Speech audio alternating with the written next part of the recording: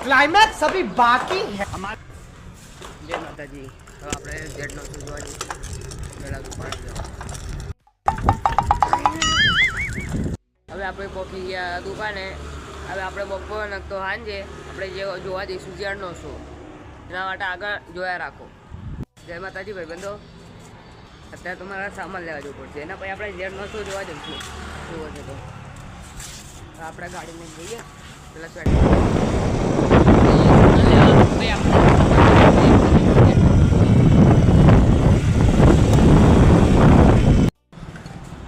જય માતાજી ભાઈબંધો આપણે જે ઝેડનો શું જોવા ચલો તમને બતાડું ઝેડનો શું એકદમ પાવરફુલ બાઇક દેખો તો બ્રાન્ડ હો જાઓ